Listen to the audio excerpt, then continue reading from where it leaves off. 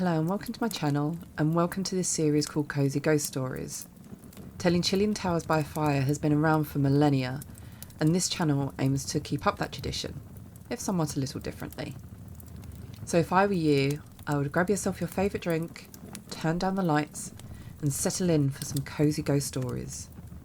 But before I start, what was that noise behind you? Oh, it's fine, I'm sure it was just the wind.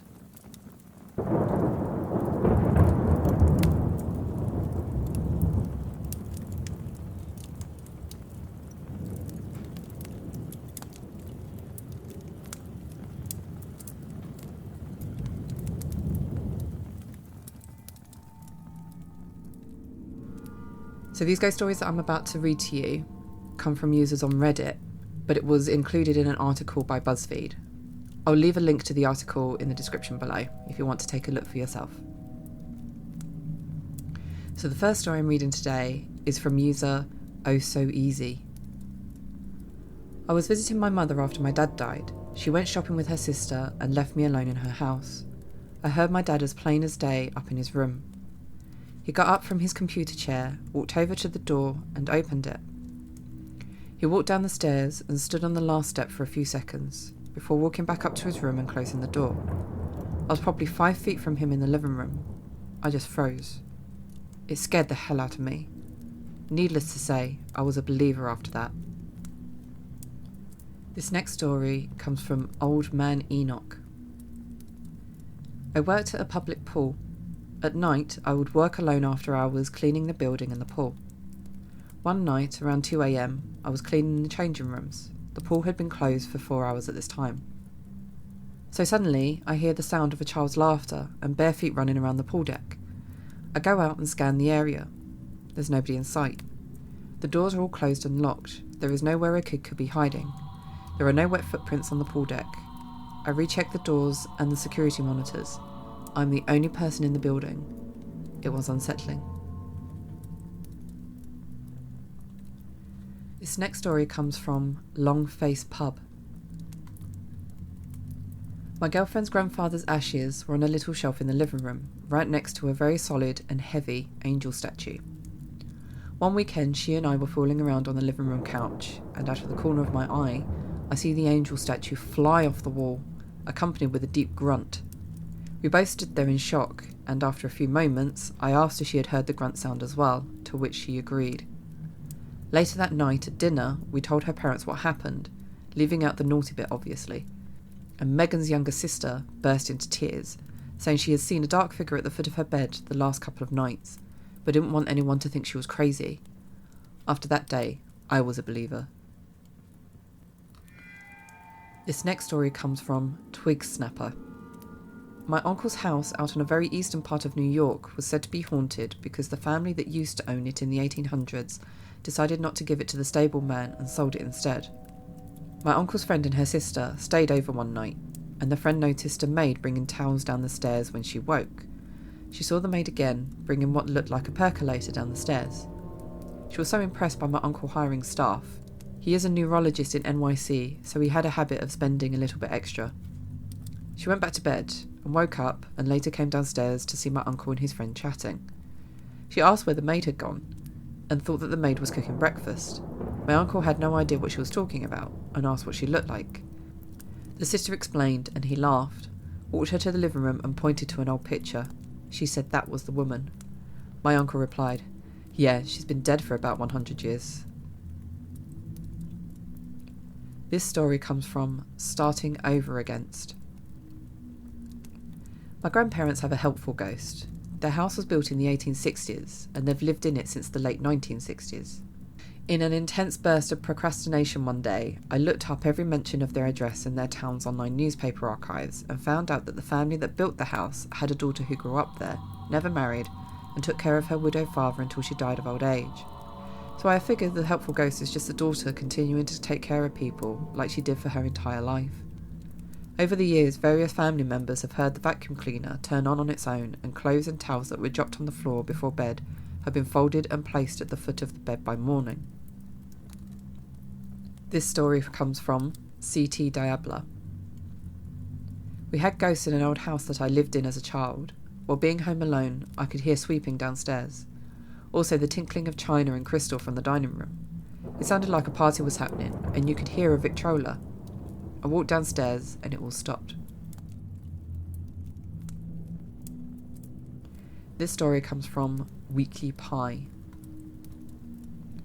I lived in a house for about 5 years that was haunted, but not in a malicious way, in a shitty roommate kind of way. I'd come home to the windows on the second floor being open when it was raining, to food containers being open in the fridge that I hadn't touched yet. The worst was that the ghost hated clocks. She hated them. I had antique cuckoo clocks that had worked for 50 years that would just stop. Brand new wall clocks that ate through batteries like candy. My watch ended up on the floor one morning, crystal shattered, even though I knew I'd slept with it on.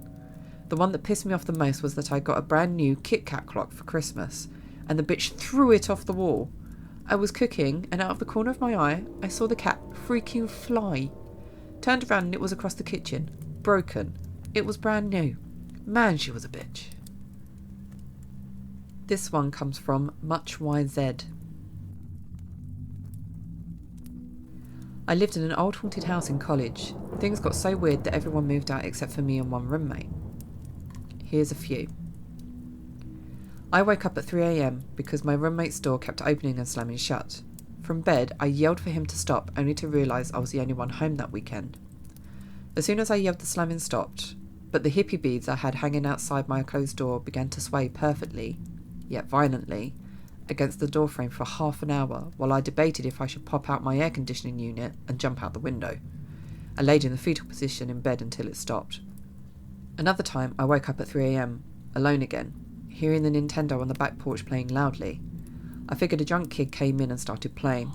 I grabbed a bat and walked toward the back of the house as the music got louder and louder. As soon as I opened the door, it was completely quiet. Mind you, it was loud enough to wake me up. I had friends come over and told them the house was haunted. No one believed me, so I asked the ghost to do anything that would prove it was there. As soon as I asked, all the lights in the house began flickering for about a minute straight. This was in the middle of the day. Everyone witnessed it. Almost everyone who stayed at my house had sleep paralysis at least once in that house.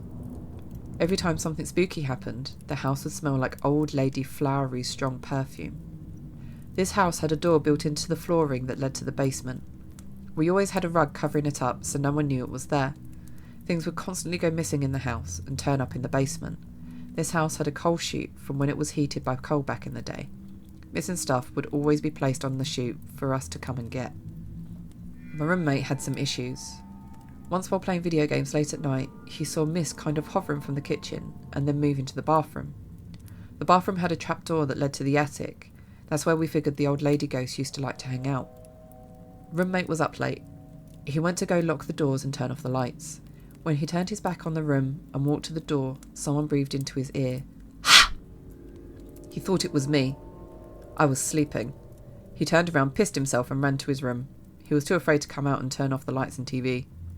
Loud thumps in attic at all hours. For peace of mind, we told ourselves squirrels must have gotten in there.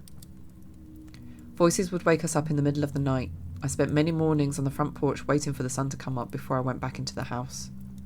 Coincidentally, I had a friend years later that rented from the same landlord, same town but different house, where he and all of his roommates moved out because that house was also haunted.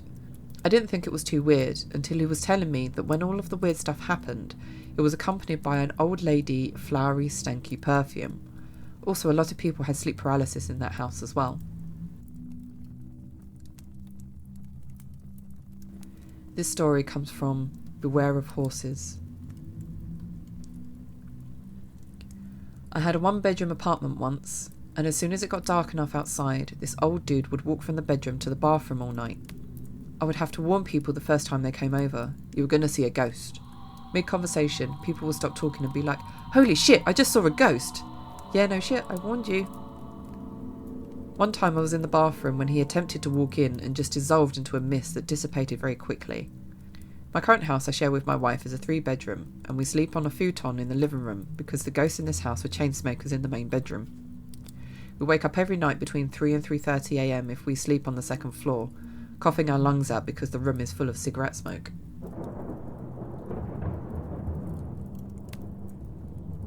This story comes from MT Swagger.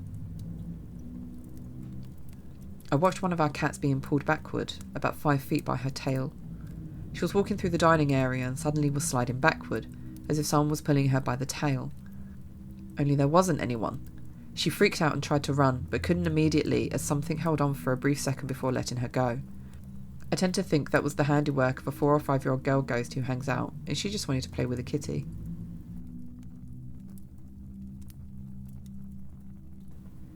This story comes from EMCCA80. I get sleep paralysis occasionally.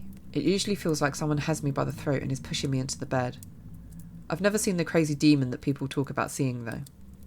Mind you, I did see someone who looked exactly like myself sitting on the edge of the bed during an episode one night when I'd fallen asleep with the lights on. I couldn't really make out her face, although I could tell she was concerned, almost. And she was wearing one of my favourite t-shirts that I'd owned for over 12 years. I don't really wear that t-shirt anymore because of it. This story comes from Imported Thighs.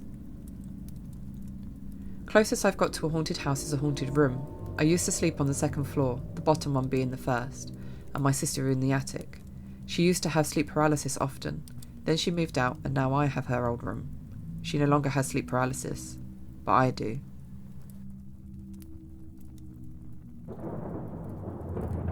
This story comes from Ladybug Girl 72.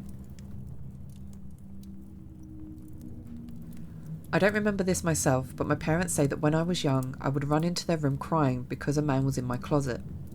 I described him as a Civil War soldier, which I couldn't have known how to describe on my own given my age. After a little research, my parents found out that the last people who had lived in that house had found rare Civil War artefacts. This story comes from Fried Fart. My grandfather was in bed, reading before going to sleep, and he saw my grandmother, his wife, walk past the bedroom in a nightgown. He thought that was odd because she never wears a nightgown. A couple minutes later, she walked in the room from the same side of the hallway that she walked from earlier and got into bed. He asked why she changed into those clothes out of her nightgown right before bed. She said, "Hun, I don't wear nightgowns." The other story he told me was a computer they had that was in the middle of a large circular table in the basement. They heard a big crash from the basement and naturally went down to check it out. The computer was on the floor, broken. To this day he insists that it could not have fallen on its own, as it was in the middle of the table. This story comes from The Captain Hat. When I was younger, my parents would frequently go run errands in the neighbouring city and be gone most of the day from morning to night. Our living room was in a spot where you would have to walk through it to get from the back door to reach either the front door or my parents' room. You would walk between the couch and the TV while doing so. So I was home alone and my dad came through the back door, walked in front of me as he crossed the room and entered his and my mum's room. Then he came back out, walked across my field of vision once again and left through the back door.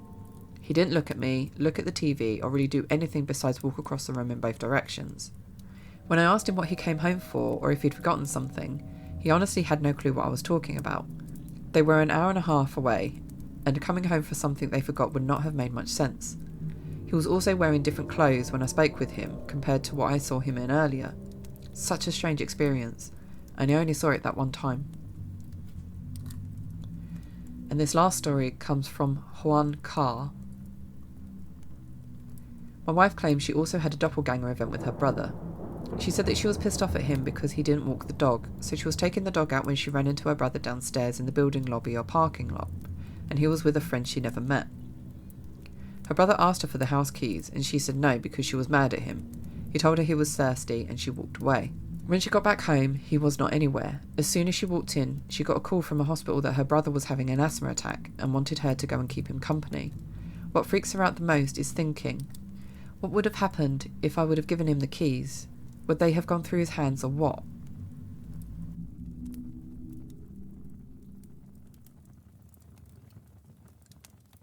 Thank you so much for listening. I really hope you enjoyed these stories. If you did, please leave a like and also subscribe to the channel. Really, really helps me out. I would really appreciate it. You can also follow me on social media. All the links will be down below. I'm actually starting to create some extra episodes as well for Patreon subscribers by going through all the books that I actually have on my ghost story bookcase, as I have a lot of them. So if you would really like to hear some other ghost stories that I have to hand, then please do click on the Patreon link below and you can see the details there in terms of what memberships are actually available. Anyway, I do hope that you enjoy this series, and I do plan on doing many in the future, as well as branching out into other different types of ghost story related content. So as I said before, please do subscribe to the channel, as that really helps me out. Also, do feel free to leave a comment below if there's any sort of ghost story that you would like me to talk about, like a famous one or like any sort of folklore or anything. If you have a ghost story of your own, please do feel free to either email me at my email address, which is laurieangaminguk@gmail.com, or do DM me on here or on any of my social media outlets or whatever. I would love to hear from you. And in the meantime, stay safe, have an amazing week, and I shall see you in the next one. Oh, and sweet dreams.